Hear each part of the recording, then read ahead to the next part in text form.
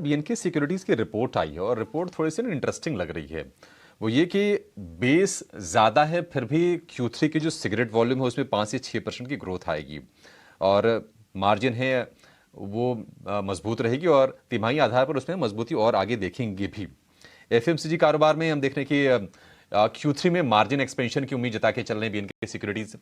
लेकिन संतोष, ये जो तर्क है कि Q3 में ग्रोथ बढ़ेगी, इसके पीछे क्या वजह हो सकती है? मतलब सिगरेट वॉल्यूम की अगर बात करें आईटीसी की, और चूंकि अब हम देख रहे हैं कि हमारे कई सारे एक्सपर्ट्स के रडार पर ये शेयर आ रहा है आईटीसी का, क्या आपकी नजर भी गई है, वहां मौके बन रहे हैं?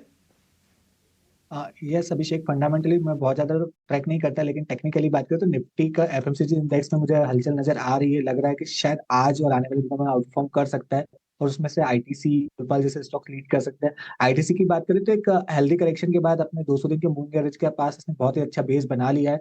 स्टॉक अब फिर से चलने को तैयार है, तो रिस्क रिवॉर्ड पोजिशनल ट्रेडर्स के लिए बहुत ही अच्छा है। नीचे से अभी 440 चल रहा है, 430-25 का स्टॉप लॉस रहेगा। यहाँ से बाउंस बैक आता है तो इमीडिएटली हमको 455 460 तक की अपसाइड देखने को मिल सकती है। और पोटेंशियल है कि इसने जो प्रीवियस हाई लगाए थे 500 रुपए के आसपास के, वो वापस हमको आने वाले दिनों में देखने को मिल सकते हैं।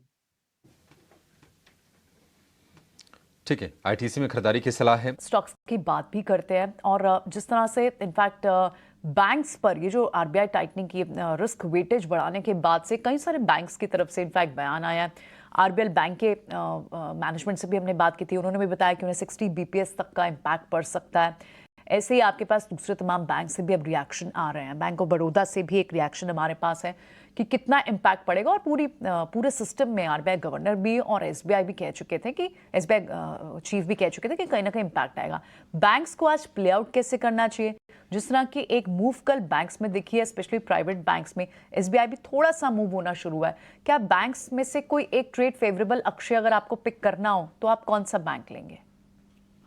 जी जरूर, मेरा मानना है कि बैंक निफ्टी ट्रेडिंग के हिसाब से शायद थोड़ा सा बाउंस बैक कर जाए। यहाँ प्राइवेट बैंकिंग स्पेस में मैं फेडरल बैंक पे एक ट्रेडिंग बाय की बेट लेना पसंद करूंगा। 147 का कल का क्लोजिंग था। ब्रॉडर जो चार्ट स्ट्रक्चर है बहुत स्ट्रांग है। 145 के स्ट्राइक पे काफी राइटिंग एक्शन है डेरिवेटिव्स में, और ये एक सपोर्ट बेस शायद बन जाए, ये मेरा मानना है। शॉर्ट टर्म मूविंग एवरेज से बाउंस बैक के संकेत दे रहा है, तो 152 155 तक रिकवरी कर सकता है Fed bank before the November series expiry. तो आप फेड बैंक में बाय कर सकते हैं डे ट्रेडिंग के लिए या कैरी फॉरवर्ड के लिए। 145 का सपोर्ट है, स्टॉप लॉस बनेगा आपका 143, टारगेट बनेगा 152 से 155।